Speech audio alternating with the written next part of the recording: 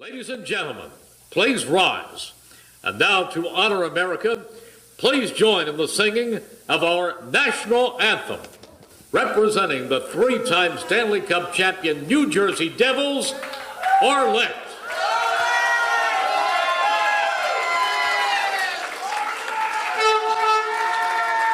I feel like I'm at a game. Oh my gosh.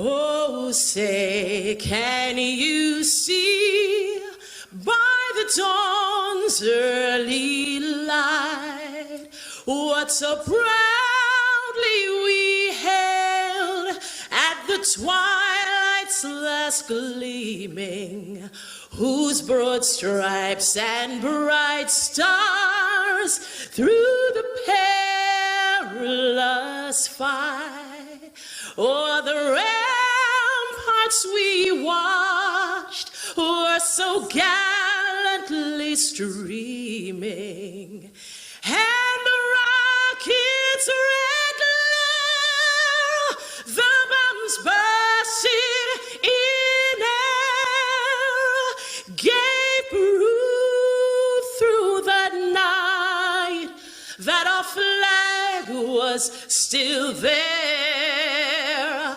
Oh, say, does that star-spangled banner yet wave o'er the land of the free and the home of the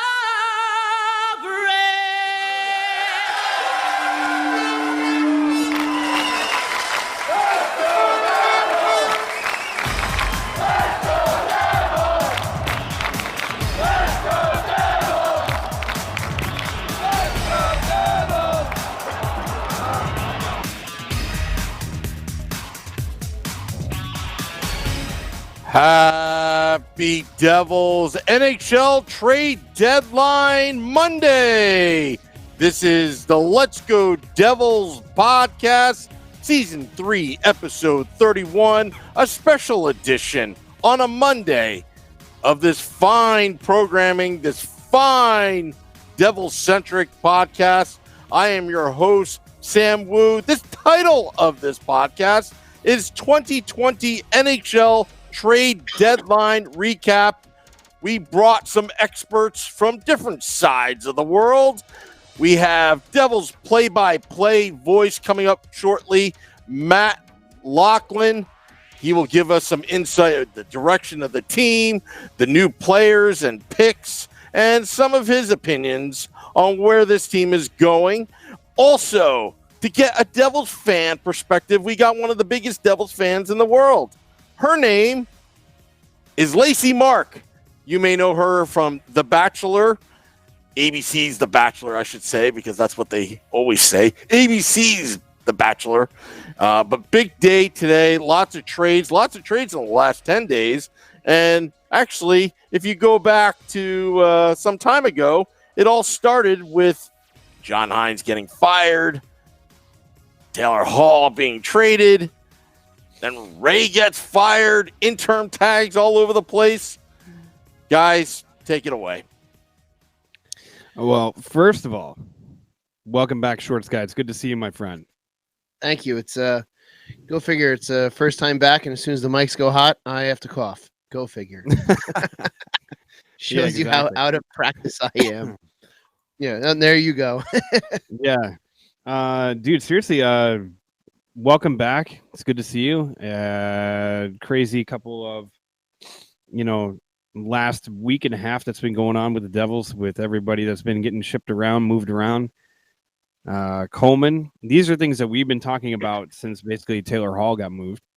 That were possibilities that would happen with the team. But I want to get your thoughts about it, because we've been talking about it for a little while. But I want to get your thoughts about the moves that happened before today, the moves that happened today, and who you thought was going to go that didn't go today. I had a feeling that, for some reason, I had a feeling that Palmieri was not going to go. Not that I have any premonitions, but just felt like he's the right fit for this young core of guys to help kind of guide them along. I do know that there's a little bit of past precedent, even though Shiro is gone now, but how Henrique was traded like the day after his Movember event or whatever that was when he left. So you knew if Palmieri was going to go, it wasn't going to be until after his military ball, but it seems like he seems to survive. So I'm not shocked. I kind of felt like that was going to happen. As far as people who are still here, I think we moved all the pieces that we could, reasonably moved. I'm kind of surprised that Vatanen being hurt was moved. But that was always a possibility because kind of like Johansson, was hurt for a long while and then was traded to the Bruins and it was fantastic in the playoffs for them. So, for Vatanen, hopefully he has something, very similar and the Canes do something in the playoffs and he can be a part of that. Best wishes to him. Simmons is a great character guy. He was on a 1-year deal. So, if he was pretty good to be moved, there was no residuals there and, he could go. Green, I think I don't want to say I had a feeling he was going to go, but it's kind of interesting to see him go. Good for him again, good for him. And, hopefully he does well. I think I was a little surprised that Coleman went, but I'm happy for our return with Coleman. I agree. Thinking of the rest of the roster, I mean, there's really no one else that really I'm shocked is still there. I mean, obviously there's no, I think the big one that is going to be hard to move is going to be Snyder. That contract is going to be an albatross for us to figure out if we're going to get rid of him in some kind of a trade, there's got to be some kind of a sharing of salary would be my thought. But there must not have been a proper suitor out there or, who knows what their plan is with him. He's been up and down with Binghamton, maybe finding his game. Maybe he seems to be doing well down there in Binghamton from everything that I've been able to see. Getting player of the game on occasion, doing really well. I know that I don't know if the Devils or Binghamton posted that he made a save of the game, and I watched it and I was like, that's kind of a basic save. But I guess there must not have been much else that game. So I guess that was the best. AHL terms, that was the save of the game. Yeah, even still, it's a basic save. So I don't know. I thought we did well. We have just this wealth of picks. I would have loved. I know we were talking before the show. Would have loved to have gotten a first rounder, but the Rangers stole that from Carolina before we sent Vatanen in there. Plus with his injury, I don't think we were going to get a first round with his injury. If he was healthy, maybe we would have got a bit of a higher round pick. But I believe that one's conditional, correct? It's a weird. It's such a weird condition too. I think it was more centered around the prospect that they got in return, which we're going to ask Matt Loughlin to properly pronounce because I looked at it and I tried to read it and I'm like, I don't want to butcher this poor kid's name. But a young prospect, 6'1", 185, from all county. Like, first of all, he's coming from the Checkers and now he's going to be with Binghamton, and he automatically becomes the leading scorer on the team. So, I mean, that doesn't say much about what's going on in Binghamton, but hey, all credit to them and what they're doing down up there because they're above us. They're actually, I think they are now in the playoffs, or they're in the playoff hunt. They're in the playoff spot, rather. Speaking of Binghamton, did you see what they did to honor the U.S. Those gold medal sweet team? Those are some sweet. Sick jerseys. Yeah, they've done that. I love the AHL because I was gonna say the AHL they love to experiment with like just different jerseys, and they'll just throw out like kind of crazy ones. Still not a fan of that emoji on the front of their regular jersey. Like, if you look at their center ice, the way it says Devils and the way it says whatever, I wish they would put that on there. But I know.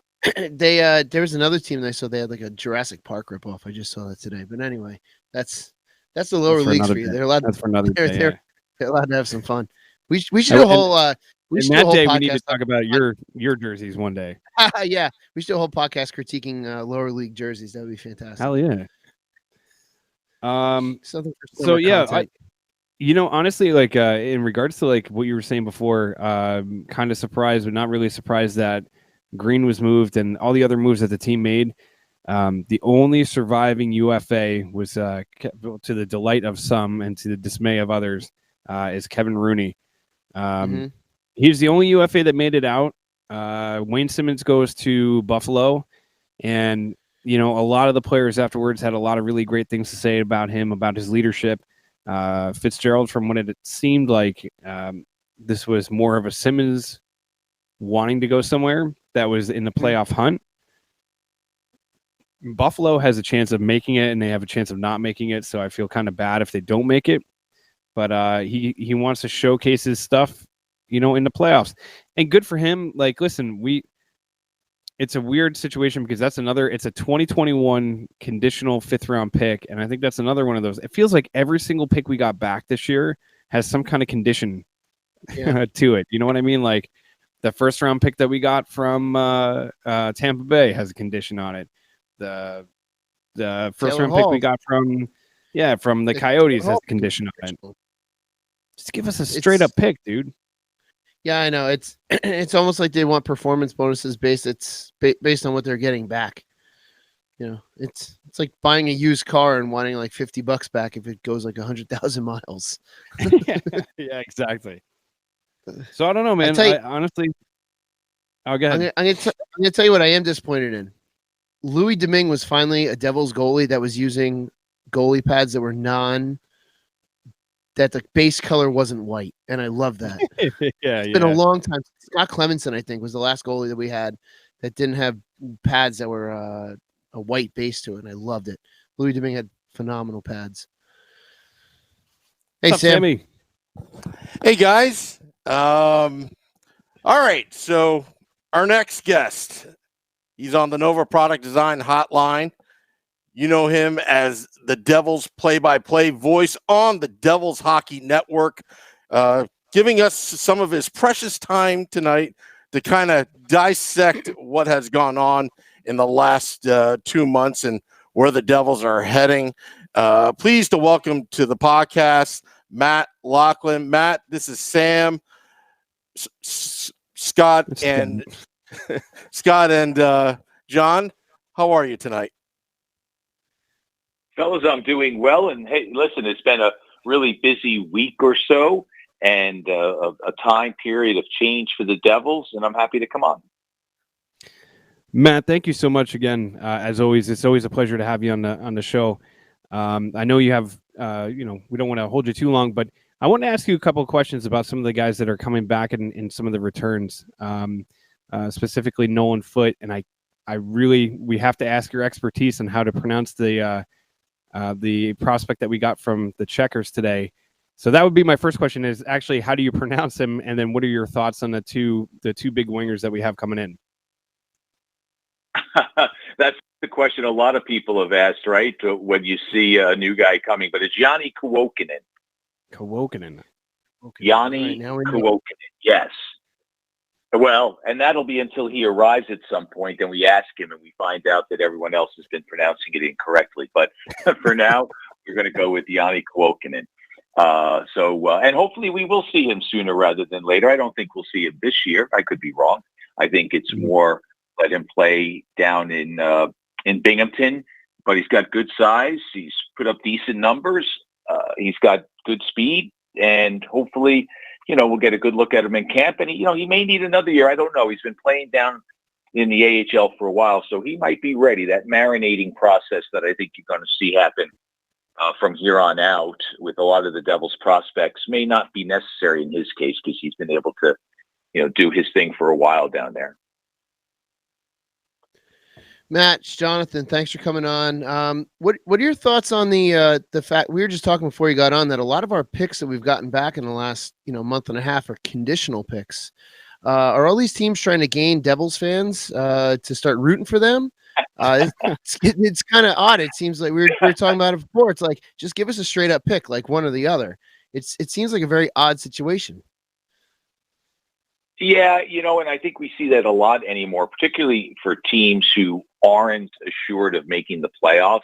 And of course, until you finalize that spot, nothing is guaranteed. But, a Tampa Bay or what have you doesn't have to really worry about it. But they give, I think for the most part, teams do want to make sure they protect themselves against the possibility that that pick could wind up through the lottery, become a number one pick. And then you had a rental for a number one overall pick, and that doesn't necessarily look good. And so I think they're just trying to protect themselves. And so I get it, because trying to follow these conditions is like, okay, if somebody plays 10 games or 70% of the playoff games, or if they finish, here or there, it moves. So, it can become a little daunting. You need a law degree to figure it out sometimes. But I think that's what it is. It's just essentially teams trying to protect themselves in case it just doesn't work out on their end, whether in the case of, say, Arizona, they don't make the playoffs, or they don't sign Taylor Hall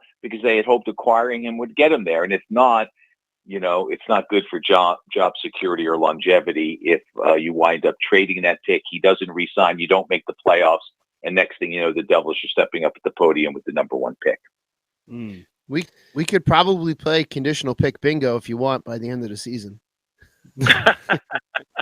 And, for sure. And if you can figure them all out, like I said, if somebody plays X amount of games, it moves. If he resigns with the team, if they win a playoff series, there are an awful lot of conditions. But the good thing is, regardless of whether the conditions are met or not, the Devils will have some picks that they can use. I don't suspect that they'll use all those first round picks. I think that they'll be in play around the draft. I don't know, but Tom Fitzgerald has indicated, and I think if we take him at his word, that a lot of what he hopes to implement and how he will put this train back on the tracks, we'll get a clearer idea around the draft, when the Devils might be able to move some of these parts for players who can help immediately, particularly on the defensive side. So, Matt, that actually leads perfectly into the next question that I had for you about Tom Fitzgerald. Can we assume that he is not just the interim, that he is more than likely going to be the next official GM of this team? Well, I think that would probably be going out a little bit on a limb. I don't know that it would be a shaky limb, but, until the interim tag is removed by management, by ownership, then no, I think we have to continue to believe that at this point he's only interim. I do think what he's done by his forcefulness and by the trades that he's made, and being very positive about how close the Devils are to getting back on track. And he's been clear, he's not talking about a championship next year. He's talking about contending and then getting into the playoffs, and that contention can occur in short order. I think by the way he's done it, he certainly made a good case to be the general manager on a full-time basis, but I don't know how close they are to making that decision. But obviously they've let him go forward with this, so they have faith in him. Whether or not it gets rewarded with the post, we'll find out. Yeah, I got to think if they're going to make a move with that, you would probably want your permanent GM in place by time we have the draft. We have a wealth of picks and we can make some moves. You got to think that they're going to put someone in permanently or take that interim tag. They're going to take it off of them, you would hope, before the draft. And then, shortly after that's open for free agency. You don't want to let an interim run the show if he's not going to be your guy, I guess. Oh, I think you're absolutely right. I think we will not get to the draft without knowing who the general manager is. And we may not get to the draft without knowing who the head coach is. That may come hand in hand. Now, I think the general manager's position is the priority, because you're right. Who's going to negotiate with free agents? Who's going to make these deals? This is the person who's going to, follow up on a lot of the good things that Ray Shero did, but obviously has to do more. And you want to make sure you have your guy in place there.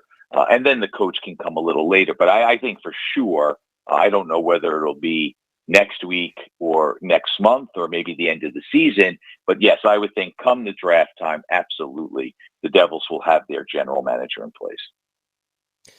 One of the things that I noticed too about this whole process, especially leading up to today, was the anxiety that it felt, almost every single Devils fan had, that Kyle Palmieri was probably going to be traded.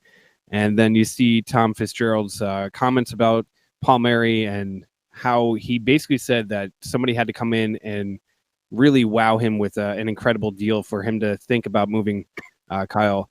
Do you foresee?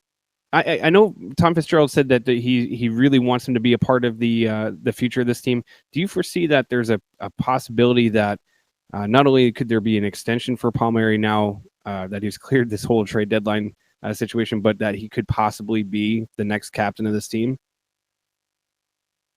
Well, to take the first part of your question about an extension, I'm sure that leading up to this deadline that the Devils had conversations, not only internally, Tommy Fitzgerald, Danny McKinnon, Marty Brodeur, the scouts, about what the future holds for the Devils and who should be a part of that. And I agree with Tom that if they got a deal that blew their doors off, well, as they say, Wayne Gretzky got traded, right? It happens.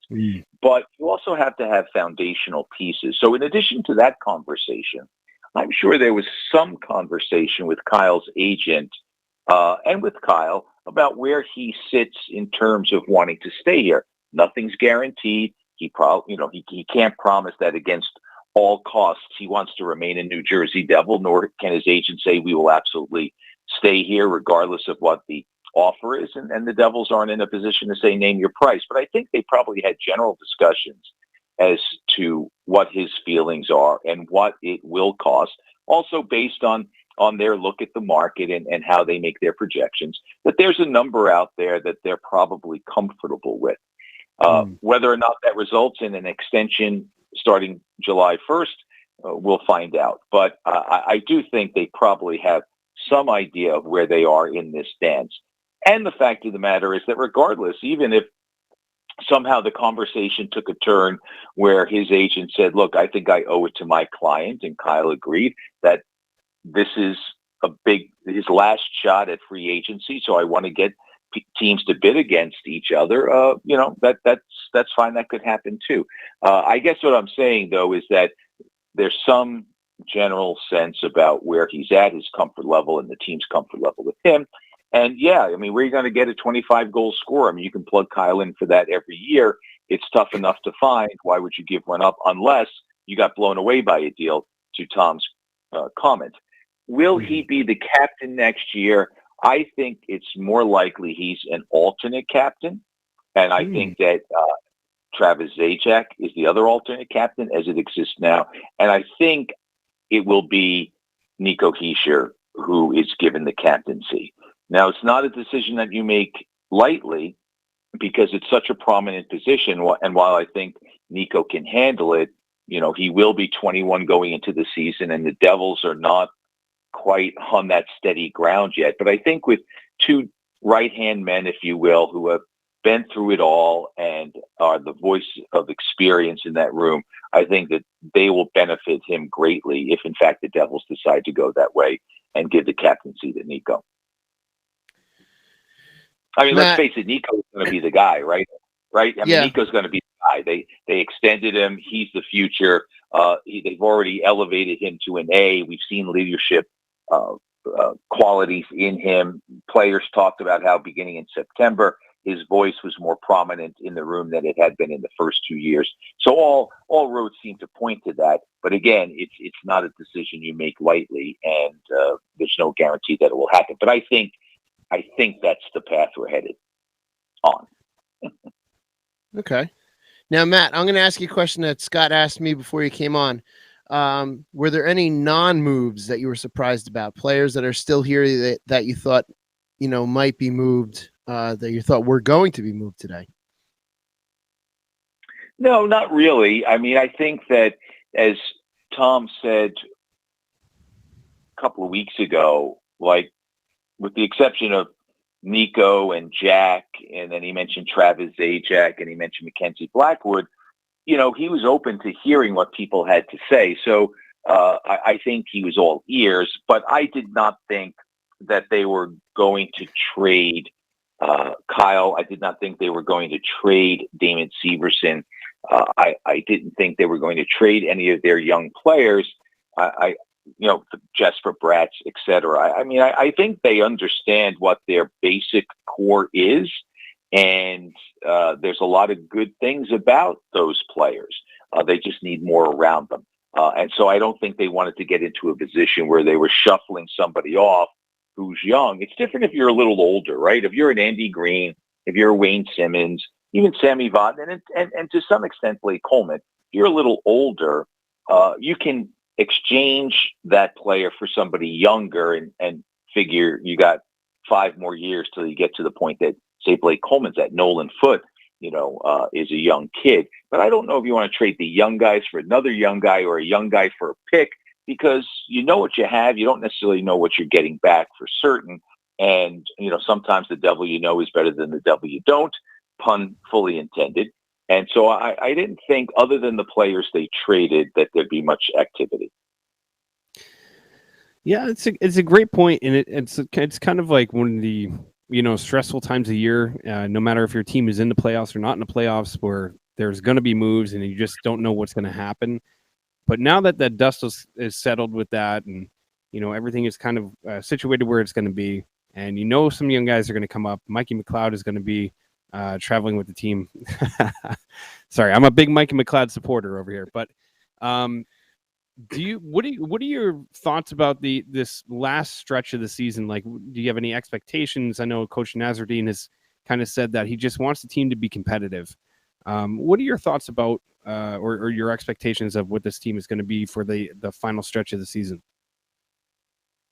Yeah, I think that what we're going to see now that the uncertainty is over, right? Everybody who's here knows they'll be here for the rest of the year. So everybody can take a big, deep breath and just, pedal to the metal and see where it takes you. I think we're going to see a big push forward, even bigger than he's shown thus far, by Mackenzie Blackwood. I think his confidence is incredibly high. I think his performance has been impressive beyond belief.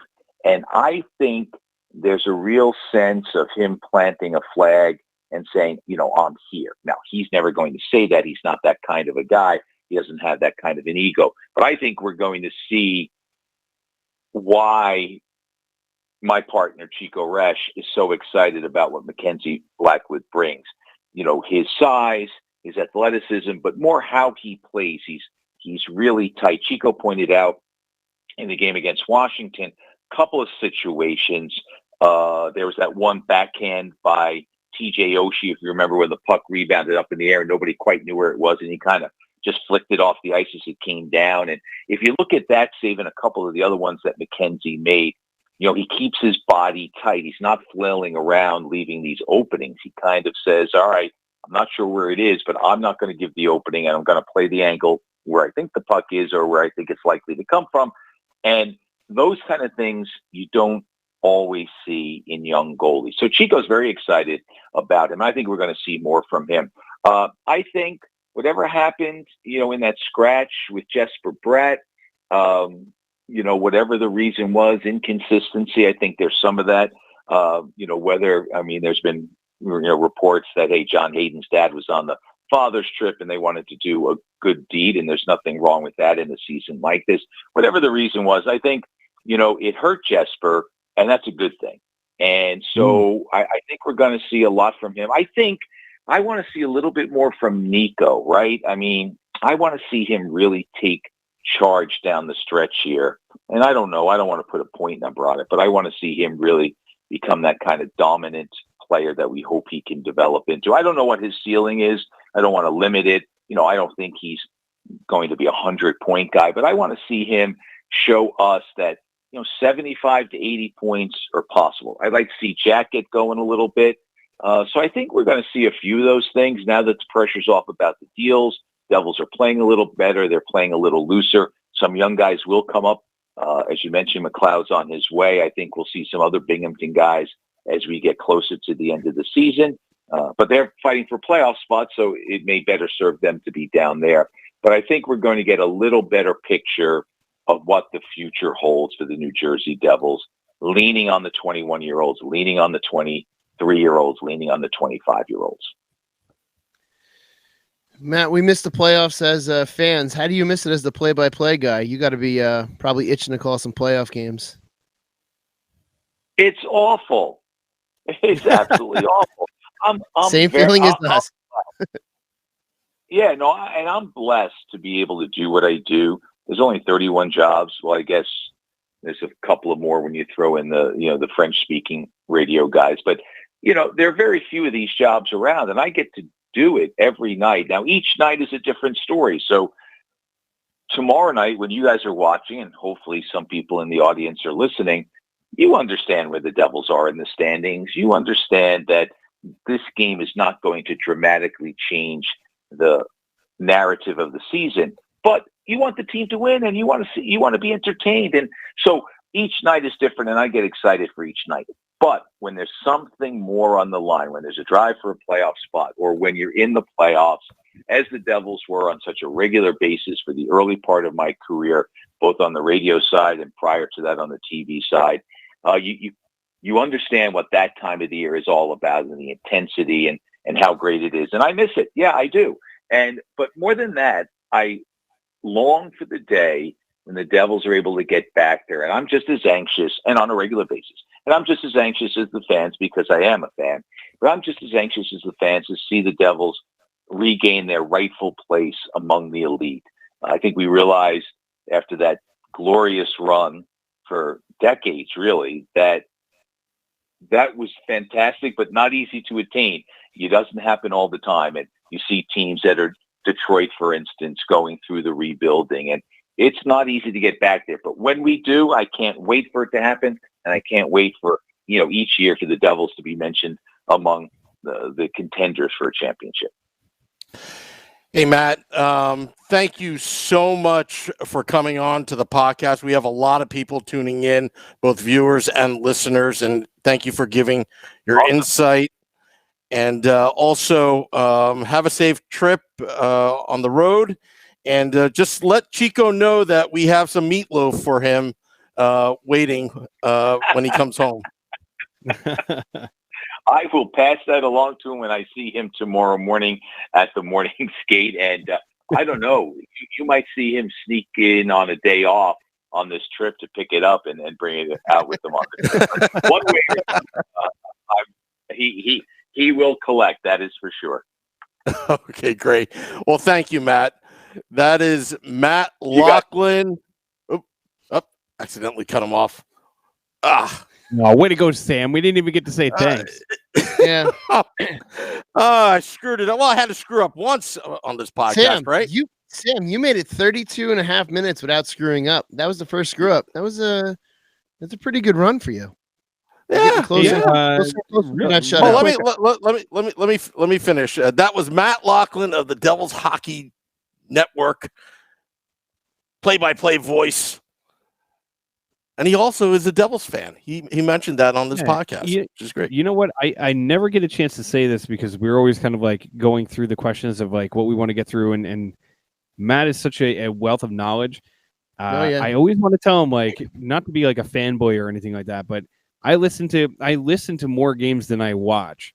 And for a long stretch, especially like when I couldn't, either I didn't have an opportunity to sit down and watch the TV. Like I listen to Matt and Chico now. And there's a lot of times where I'm like listening to the games, like he's such an incredible play-by-play, like one of those radio announcers that can really paint a picture.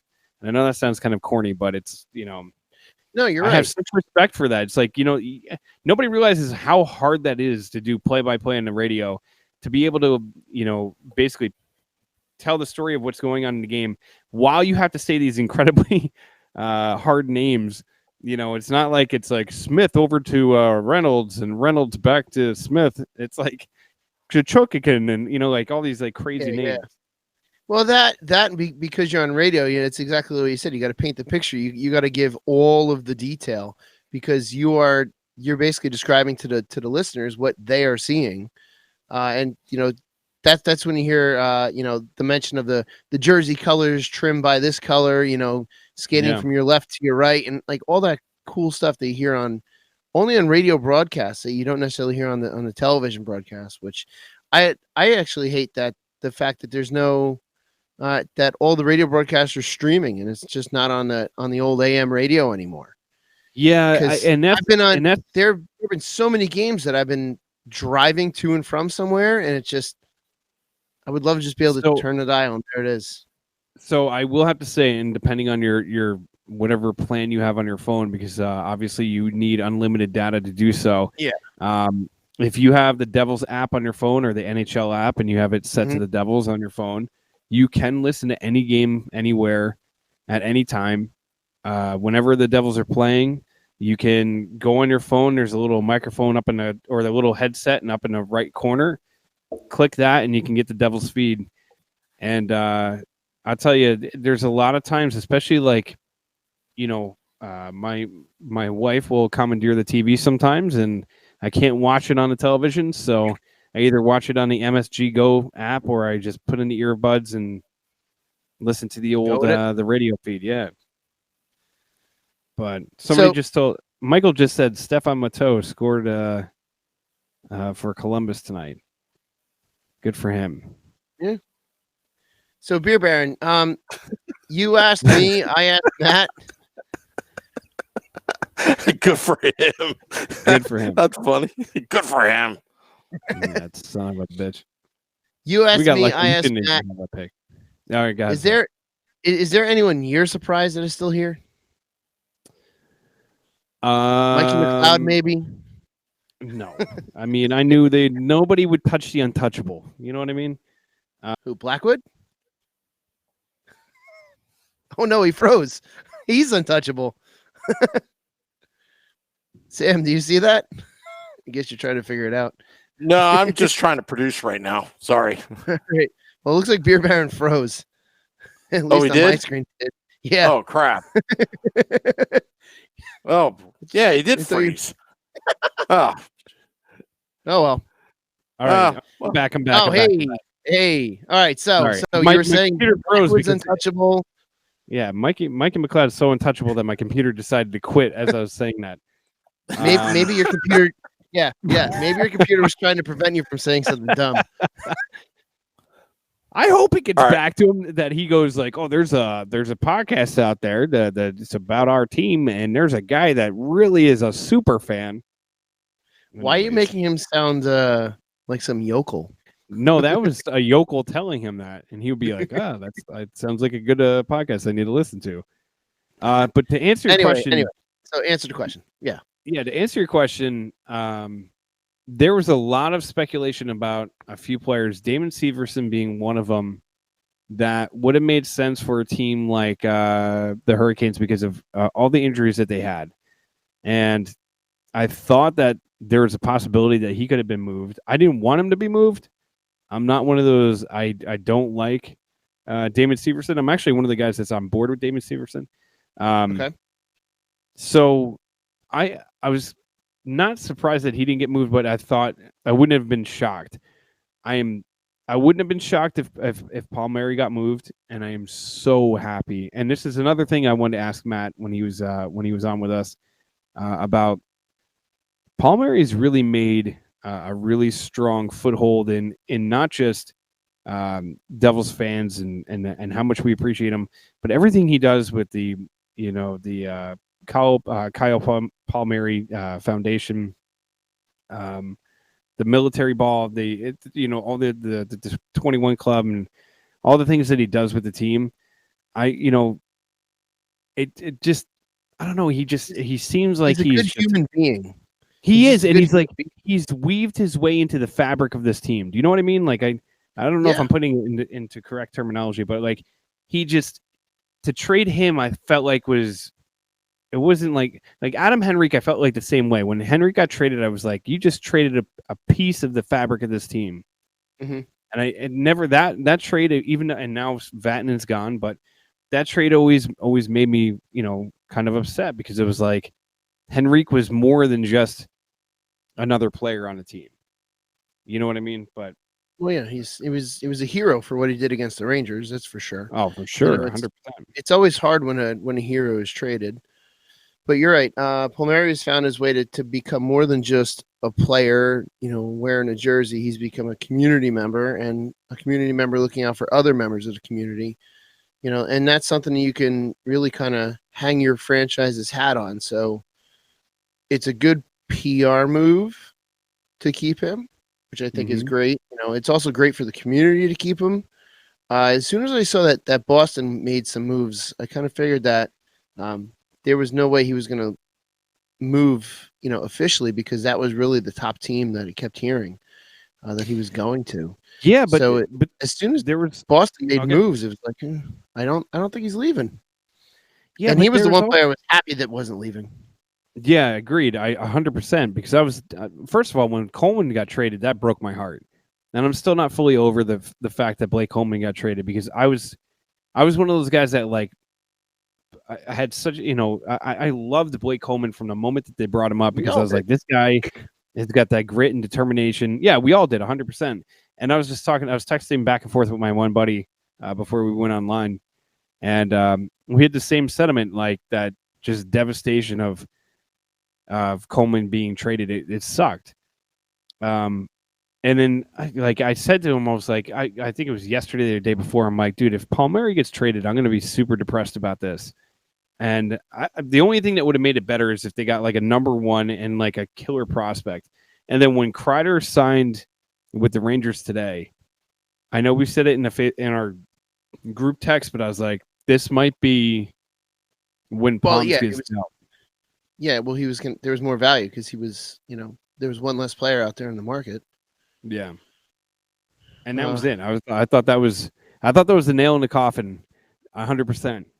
I thought that was it. Like once Kreider signed with the Rangers, I was like, oh my god, everybody that was pursuing Kreider is now going to be knocking on Fitzgerald's door and asking for Palmieri. But hey, lo and behold, he's still here, thank God, and I feel like he is going to be a good piece to this team and the leadership, the veteran leadership that this team needs going forward, because you can't have a bunch of 21-year-old kids running this team. It's going to turn into Animal House real quick.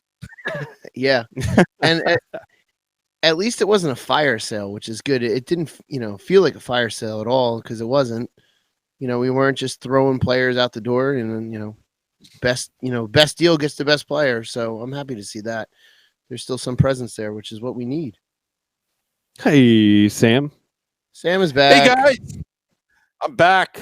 I'm back from the phone lines. I got Lacey Mark. You may know her from ABC's The Bachelor. She's also a big, big Devils fan. Going to give us her opinions of what's going on. She put out a tweet earlier in the week, and and she put up a picture of of all the mass confusion that's going on. So we use that as part of the graphic. Lacey, you are on the Nova Product Design Hotline. How are you tonight? I'm great. How are you? We're doing great, Lacey. This is Scott. Thank you so much for joining us again. I think the last time we had you on was a little while ago, and we were talking about The Bachelor. We're talking about some hockey.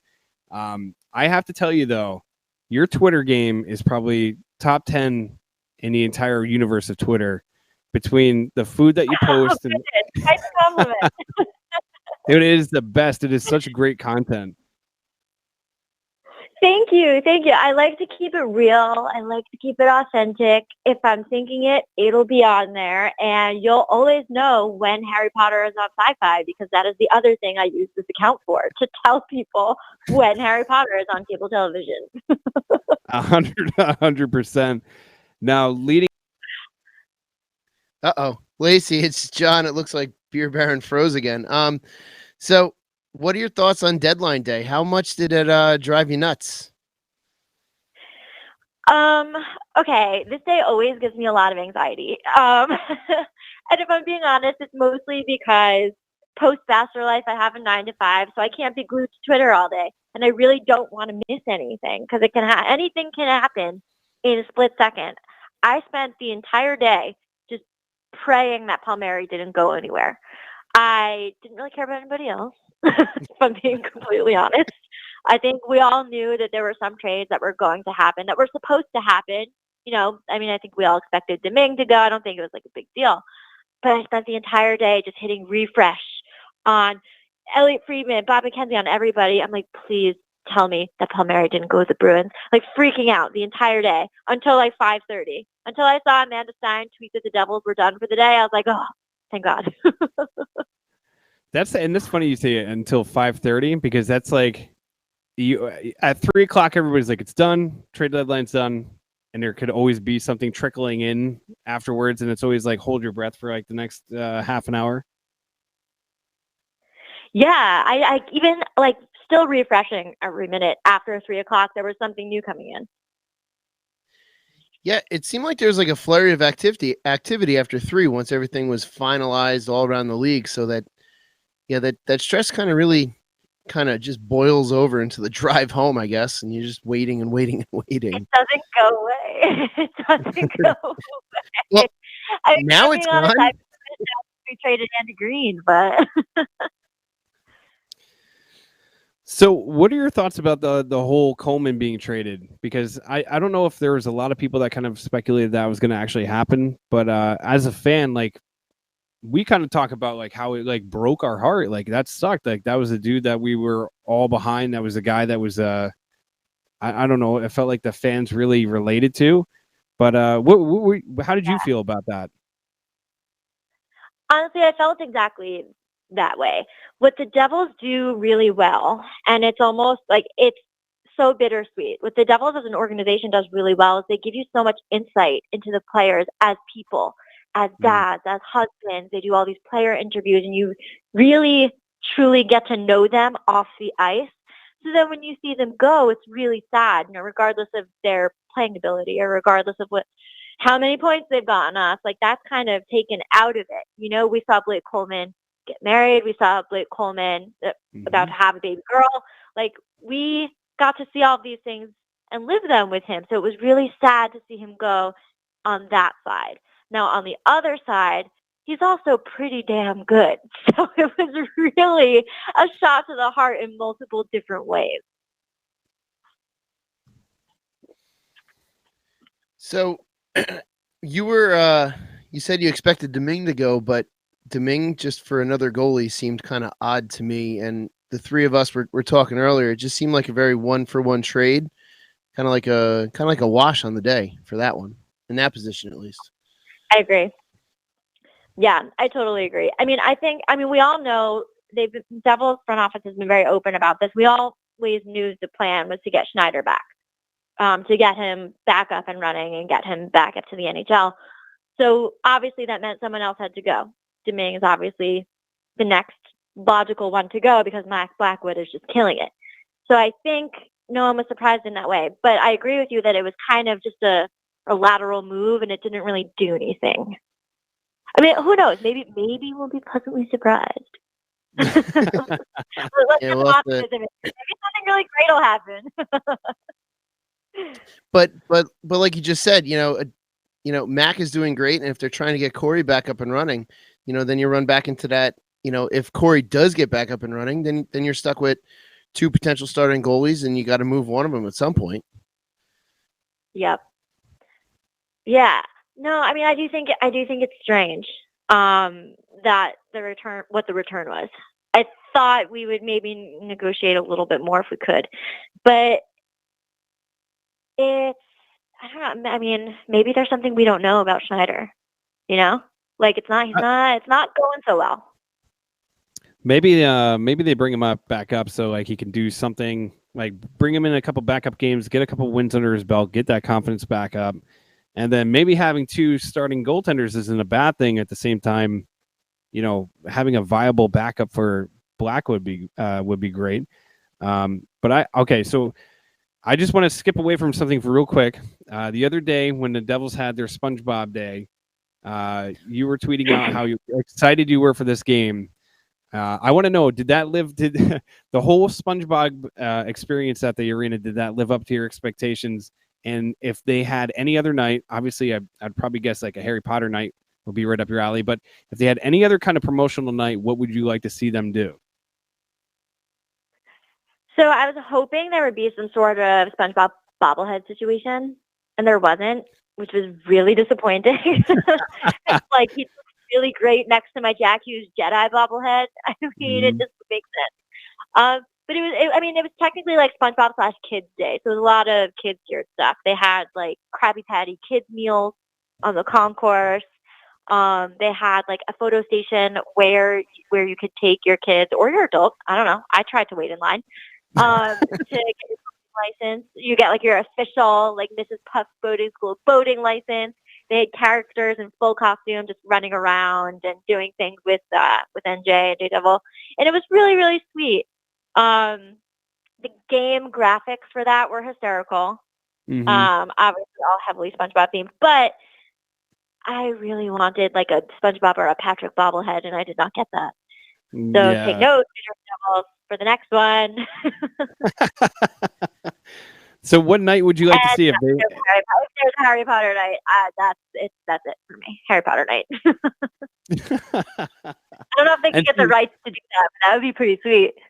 And I mean, they could have like a Jack Hughes Harry Potter bobblehead, and give him the glasses, give him the scar, the whole nine. Yeah, they could sort the whole team into houses. I mean, that would be. I think we might be onto something. I think we need to start making some phone calls and see if we can get the licensing for I this. know. Because Like you can't do that. Is such a Ravenclaw. Come on, such a Ravenclaw. I'm going to leave all those decisions to you two because I never got into Harry Potter, so I know nothing about it. see, I shouldn't say nothing. I know a little bit. I know a little bit. That's all. Not to nerd out too, but Yeah, like I have being. a Harry Potter tattoo. Do you really? I do. I have the Deathly Hallows tattooed on my left arm. That's Nice. cool. Hey, by the way, So- if you ever so- need a new tattoo, you could always go to Working Class Ink in Branchburg, New Jersey, home of my wife's tattoo shop. If anybody's looking to get a tattoo in that matter, but What a shameless plug. That's Well right. done.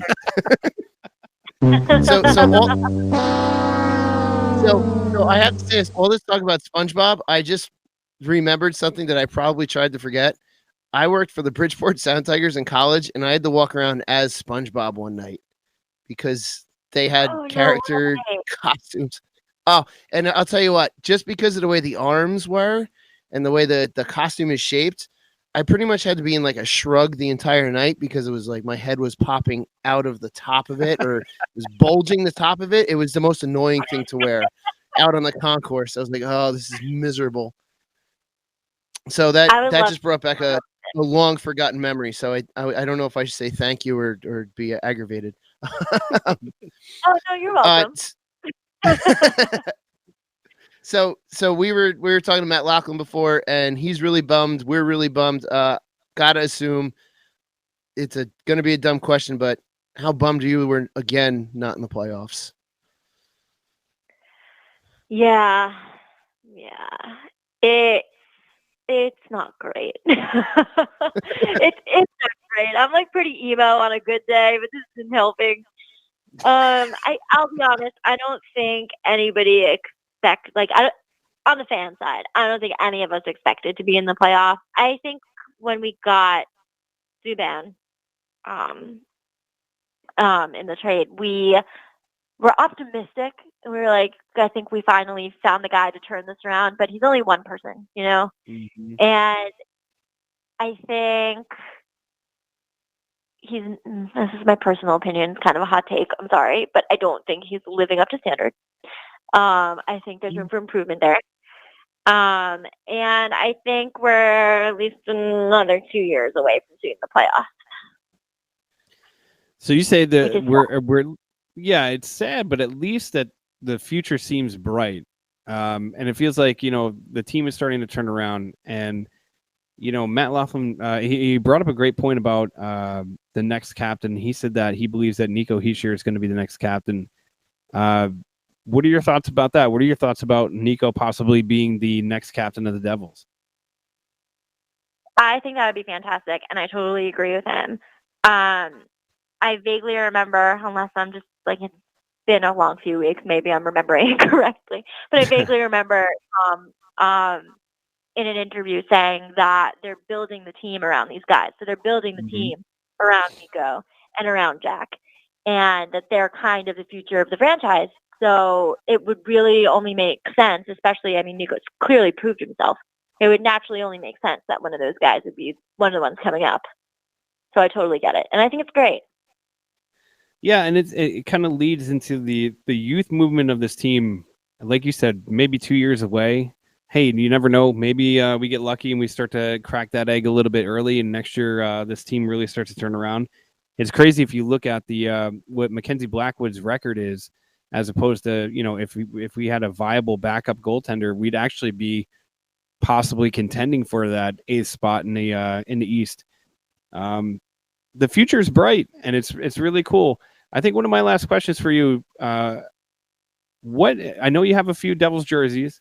Do you have anybody in particular? Do you have any favorite player that you went out and got a jersey from, or rocking a regular jersey on a regular basis? So I only have one jersey, and it was a gift from the team. So it is a draft jersey with my name on it. Oh, that's cool. So you can never get traded. Doesn't really help. I can never get traded. No, but I always said if I was going to buy a player jersey that I would get a retired player. So I'd do like Brodeur or something like that, because the pain of my best guy friend has a Parise jersey, and I'm like, doesn't it hurt you to put it on now? Like, doesn't it hurt deep down inside? Like, I don't want to have that feeling every time I want to put the jersey on. So I don't think I would do a current player. Yeah, I have a Kovalchuk jersey that's never going to see the light of day. The way I day. view hockey, like especially this time of year, it's kind of like Game of Thrones. You can't get attached because you don't know when there's going to be another red wedding.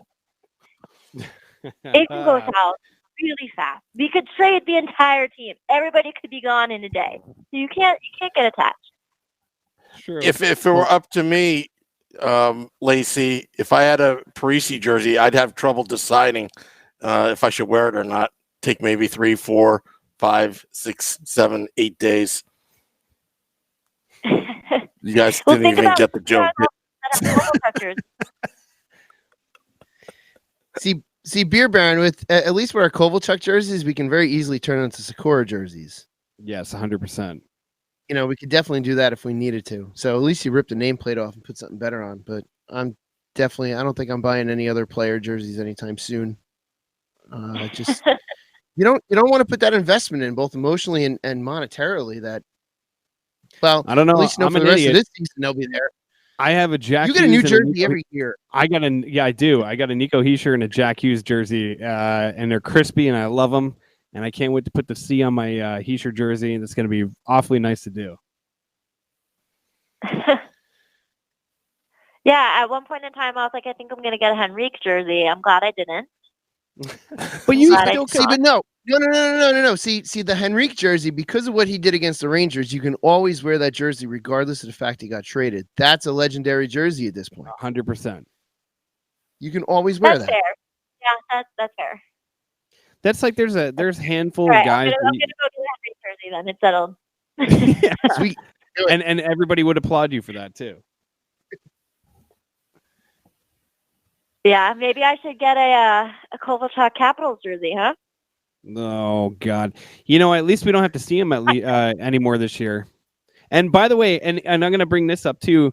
One of the greatest things that happened on Twitter earlier this year, or not even earlier, it was only like about a month ago, when you brought up the reference of the fact that you got completely trolled by the LA Kings after you commented on how you were going to boo Kovalchuk when he came out to Jersey.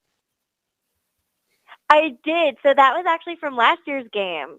And I was sitting fairly close to the ice. I don't know if close enough for anybody influential to hear, but fairly close to the ice, along with like a bunch of really, really young kids that I was shouting profanity at, which I feel kind of bad at now. But I had the time of my life booing him every time he set foot on the ice. Every single time. No matter what he was doing, he got on the ice, I was booing. Like the 5-year-old kid behind me was like, Dad, why is she booing? Like he didn't get it. So obviously I was tweeting about it, and the Kings saw it because I tagged them, so I wouldn't say. And they're pretty fiery. They fired back at me, and we got into it a little bit. It's still, I agree to this day, still a pretty great moment for me. I got put in my place, feel that. And then when we were playing the Canadians last month, I brought it back up. I was like, yeah, let's see what happens tonight, Canadians. And then they beat us. Yeah, and then he shushed the crowd. Yeah, that was hard to watch. Him shifting the crowd.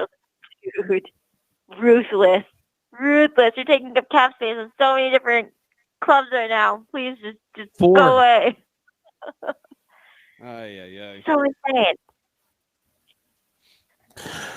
All right, Lacey. Well, thank you so much for coming on to the podcast tonight, giving us your insight and all that. But you have to join us for one of our events in PJ Ryan's. We're gonna give you a couple dates and see if you can come out. I know. Lunch, I need drinks, to get out there. Lunch and drinks are on us. Okay, cool. Oh well, if I knew that, I would have gotten out faster. That's what's on the table. Possibly a Henrique jersey. Possibly a Henrique jersey. Cool, I'm in. All right. You're right there, Sam. Did you freeze too? I froze. My feet have frozen like 3 times in the midst of asking questions. No, it's all good. Well, thank you, Lacey. Oh, she gone. I guess she's gone. No. Okay. Hey, listen. Technical difficulties. Yeah, I screwed that one up. I mean, when the screen freezes and mics aren't working, and I don't hear anything in my ear, then I hear like feedback and all that kind of stuff.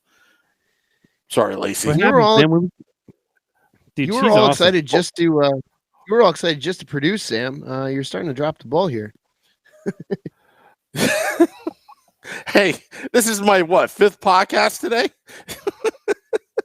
Yeah, wah. What do you think for the return? So Douglas Walker wants us to. Well, first of all, Ryan Mann coming in hot says Henrique isn't legendary. Why do you celebrate a non-cup winning goal so much? Because it was against the Rangers in the Eastern Conference Final. And to be honest with you, any red-blooded American that's a Devils fan will tell you, by a man, that year, even though we lost to the Kings in the Stanley Cup Finals, that Rangers series felt like it was our Stanley Cup Final. You know why? Because you got the monkey off of your back from 1994. That's why it's a legendary goal. That's why it's always going to go down in history, and that's why everybody loves Adam Henrique, besides the fact that he's a cool dude. Put a period on that. Put a pin on that. We like you, Ryan. Pin that. But damn, dude. That goal erased all the crap that we all took in school in '94 from all your blue friends for years. So that's why that goal is legendary, and completely with you on that one.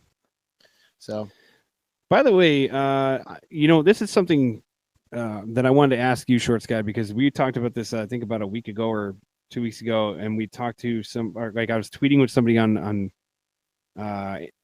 Twitter, the old Twitterverse. The Devils goal song to me, I'm not the biggest Gaslight fan, but it's whatever. It's not bad. It's not like gonna change the world. It's not like having Pantera write it like the Dallas Stars. Yeah. How cool would it be to have the players choose their own goal song? Obviously NHL approved, blah blah blah blah blah. But how cool would that be? Where it's kind of like the walk-up theme to like any MLB player. But how? Yeah, that's exactly what I was thinking. Yeah, Arnott's goal was probably one of the greatest goals. I'm sorry, I'm just replying to somebody on Facebook. Yeah, no, Arnott's goal was definitely awesome too. So, Sammy, what do you got? And then I'll. Sorry, YouTube Live. You don't want to neglect. We always take comments on Facebook Live and Periscope and Twitter, but YouTube Live. This guy Mecco271. You know my love affair with the YouTube Live crowd. They love me. So they love you. Yeah. So he says, "Hey, 10-minute podcasts don't count, Sam." Damn right, Beer Baron. And then he asks, "Sam, what's up with the Dunkin' Donuts hat? Where's your Jersey hat?" I said, "Well, explain." He says, "Okay." So I'm going to explain this. All right. And I've explained this many times on the podcast, but you know what? I'll explain it again because I love explaining it. Now, in full disclosure, we do not get endorsed by Dunkin' Donuts or Nope. Dunkin' I or wish we did. whatever they call themselves. All right, you see the hat? It says Dunkin' Donuts.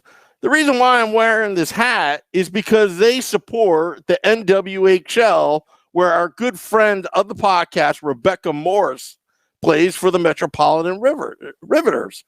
So one day I saw her post something on Facebook and on Twitter holding up iced coffee, says that, hey, you know what? They power women's hockey. Well, I support women's hockey.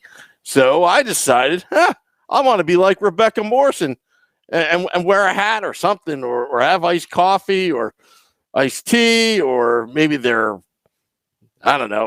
maybe some of their veggie sausage sandwiches or whatever they call it.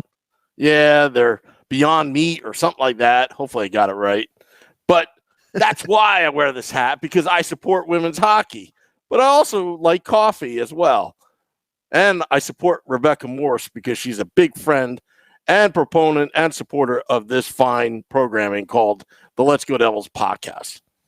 All right. Anyway, I just wanted to Five Gum writes, YouTube Live is all about Sam Wu. Okay, Sam, you're off the hook. All right, see? We're having some diplomatic relationships. Are you winning over YouTube Live?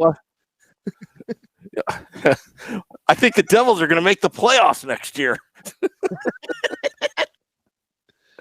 I mean, you never know. I think this ownership group is going to spend more money instead of being on the cap floor. You never know. We did open up more cap space. That's for sure. Yeah. I mean, is that the reason why they kept Zajac, just to get us to the floor with his big salary? Or PK Subban? Or Snyder? By the way, Maybe Palmieri? Schneider. I'm drinking this tiny soda can, if I can get it onto my camera. And the only reason why is because I feel like Andre the Giant, how he used to drink those beers, and there's like that iconic picture of Andre the Giant holding one of those, like a regular beer can in his hand. Just swallowed up by it. You could put a hard-boiled egg through his ring finger. Anyways. Also, I want to give another shout out to is her name Jordan Coleman, Blake Coleman's wife. Blake got traded about 8-10 days ago. That's got to be tough, being pregnant and then have that happen right at trade deadline. So, but I hope that everything goes well, and hopefully the little baby will be wearing a little Devils jersey. But anyway, I thought that was I think that's the part of the trades that I really hate, is when it splits families apart like that. Because, I can't imagine what that's like, especially when, he was doing so well in New Jersey, just the team wasn't doing well. And we lose sight of that as fans. And, we will never have any idea of what any of that feels like unless we've been put in that position. But I can't imagine any of us going to our 9 to 5 and you walk into work and they're like, hey, John, you're out of here, buddy. We just traded you to Calgary for, another person to take over your position, to pack your stuff up and get out of here. I mean, some guys get traded across the street to Long Island. Some guys get traded across the country, and you got to uproot your entire family. And, especially this time of year, because thinking about, if they have kids, you're not going to uproot your kids in February or March of a school year. You're going to at least let them play that out, and then on top of that, depending on what your position is a UFA, RFA, whatever your contract is, are you going to move there and be there permanently? There's so much in flux between now and, really September, depending on what your status as a player is. It's just got to be, like you said, if I went to work tomorrow and they said, oh yeah, by the way, you're being traded to, somewhere far away from here, I got a lot of stuff I got to pack. Yeah, right. Well, Mecco. I'm sorry, Beer Baron. No, I was just gonna say, Ryan on our Facebook group said for millions a year, I'll move anywhere or I'll move my family. Yeah, it's true, but it's still like the human element of it. Yeah, of course, if I'm getting paid really well, I'll move anywhere. But at the same time, like you look at. He froze again. He froze. Look at that. He seems to be freezing when he's trying to give us some insightful information. Yeah, I'll screw with him when he comes back on. Well, all right, he'll be back. And be like that. Anyway, so I want to answer Mecco271 in YouTube Live. He says, "Do you guys think that Schneider will get traded in the off season?" And the thing is who would want him and that salary? I don't think so. I think if anything, it should be a buyout. If anything. If they're going to get salary, rid of him. Like I said earlier in the show, if we can find a suitor for him to take him, we're going to wind up paying some of that salary. I guarantee it, because he's not played up to that level of payment. Really, he's just not done well. He's been down in the AHL. He's a very expensive AHL goalie at this point. To find someone to take that entire salary and him off of our hands, it's gonna be tough unless maybe he finds his stride again. He gets everything back that he had. I heard a joke the other day that David Ayers has more wins than Corey Schneider this year. It's not a joke when it's the reality. No, and he has. I saw another thing. He has he has half of the wins that Jimmy Howard has too. So, but speaking of that guy, David Ayers, you know what? That gives me hope still. There's still hope out there for me. Man. You're going to do it. There's still hope. The Devils haven't had e-bug tryouts in 2 years, and I couldn't make it when they did it. And also at the time, I was not playing nearly as well as I am now. So I'm all pumped and ready for September if they have e-bug tryouts. I am going. I think next September at PJ Ryan's, because it's an election year, I'm going to post, shorts guy for e-bug all over the arena. Do it. Shorts guy for e-bug 2020 to 2021. And all the new gear I'm buying is Devils colors, so I am prepared and ready to go. Hell yeah. And watch, you know what is going to happen? Right. You know what's going to happen is the opportunity, which I know you wouldn't turn it down regardless. The opportunity is going to come, and it's going to be like, so Henrik Lundqvist is going to be out, and there are other guys in a car accident, and this guy can't do anything, Gurgiev or whatever his name is. So, John, we're going to need you to suit up for the Rangers. And and if they win tonight, they're going to be in the playoffs, and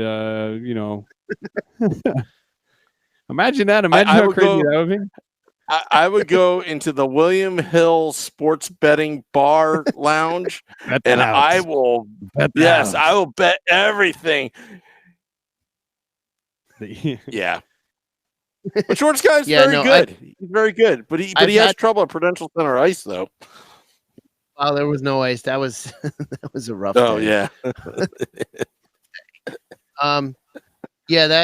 I've often thought about that. If I was for some reason the e-bug and that situation occurred, and I had to put on that blue jersey, at that point you have to do what they tell you to do, and I would probably hear about it more from my Ranger fan friends and my Devil fan friends.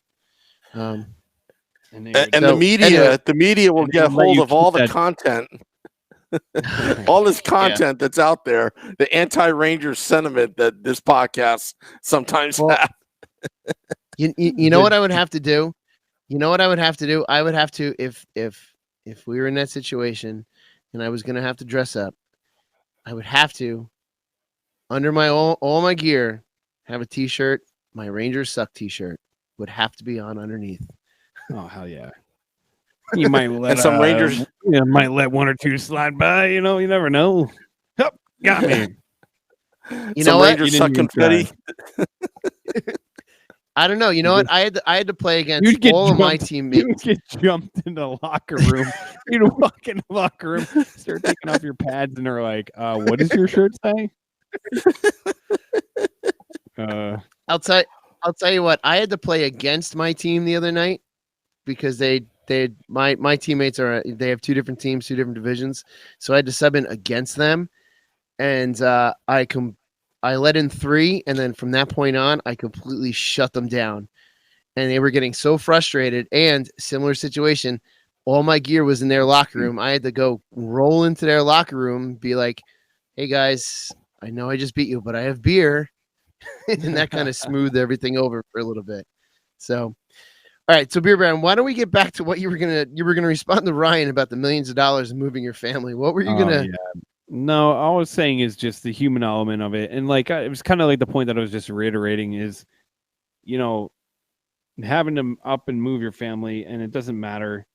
I know we'll probably have to end up closing. Yes, Sam, we'll have to close up soon, just because who knows how long the computer's gonna freaking freeze. But you feel bad for guys because you have guys going into opportunities where it's like, hey, this is my shot to win a cup. This is my shot to make a better. Oh, now you're really jinxing it that I'm gonna freeze. Either way. It's sad to see certain guys go. It's sad to see Vatanen go. It's sad to see Coleman go. It's sad to see Andy Green go. I wish them all the luck in the world. It's this is a young team now. If you look at like the prospects that we have in return, Nolan Foote. I already forgot how to pronounce that other kid's name, Cacao or whatever it was, or Cow Choo. Whatever it was. Stop now. Just stop now, please. And he froze again. Good. See? He stopped. Oh, look. This is Beer Baron on the Facebook Live, YouTube, Periscope. Yeah. Yeah. Let's. Done. It unfroze. I think Beer Baron's done. I think Beer Baron's done for the night. I don't know why it keeps happening. Well, you know what, guys? I got to say thanks for having me back. Yeah, well, welcome back. Thank you. It's been a while. Yeah. A real long while. Yeah. So. Yeah, we got to do some more podcasts together. Scotty's out in LA. He's doing his gig out there. But it's good to have the band back together for a change. But we're on a mission from God. Before we go, great movie. Before we go, we want to thank Matt Loughlin and Lacey Mark for coming on. Matt being on the road on a busy day, he made time for us, so we really appreciate that. Lacey, thank you for coming on. Now she is a regular and a big friend of the podcast because this is her second appearance on this fine programming. Also, I want to thank YouTube Live for their support and loving questions today. I appreciate it. Facebook Live, thank you for commenting. We are the most commented Devils podcast in the history of New Jersey Devils podcasts. YouTube Live, Twitter, Periscope. Thank you. We hit record numbers. We're over 400,000 views lifetime of this fine podcast. We're also nearing 60,000 lifetime downloads as we're just growing. But days like today, it's kind of great that we can all get together and as Devils fans, and even Matt Loughlin, he's a Devils fan too, and just talk what's going on because we actually care and give a damn. And also, just a couple plugs here. March 14th and 15th, Nick Villano, the editor-in-chief of Pucks and Pitchforks blog, he and I are going on a Florida tour. Saturday down in Sunrise, we're going to be going to Devils-Panthers game, and the next day on that Sunday, March 15th, we'll be in Tampa, somewhere near Amalie Arena, broadcasting live podcast. We'll have a tweet up, meet up, whatever, meet up fans that are traveling. This is before we have the private jet that we always wanted. This time we're just going to drive, but That's A-okay. And also March 28th, probably be one of our last events of the season. A beer for breakfast at PJ Ryan's. It's a 2 p.m. start against the Flyers. I'm already starting to book some notable, famous guests to appear. So just wanted to throw that out there to everybody on our social media outlets. And obviously, we'll be dropping the podcast at midnight. You could download in the morning on your morning drive, commute, or if you're a student and you're just blown off class and you can just, walk out and listen to the podcast. I don't care. I find that education a waste of money anyway. As long as you download it, that's all that matters. Yeah. Yeah, as long as you download, rate, review, subscribe to our YouTube channel because we're trying to get to 1,000. I think we're at 338. Anyway, I'm trying to stall right now as I'm trying to cue up the music and I can't find it. But yeah, another screw up. We're back. Maybe Shorts Guy makes me screw up. Makes Beer Barons feed freeze. I don't know. What are you gonna do? Yeah. What are you gonna do? Fire me, Sam? Yeah. Yeah. Hey, the music. Yes. All right. Well, all right, everybody. Deadline day That's your comes trade and goes. deadline. That's your trade deadline, and hopefully Tom Fitzgerald knows what he's doing. I'll be back, State of Fan Address, on Wednesday night with Nick Villon at 9 p.m. Eastern. Till next time, Devils fans. Let's go, Devils!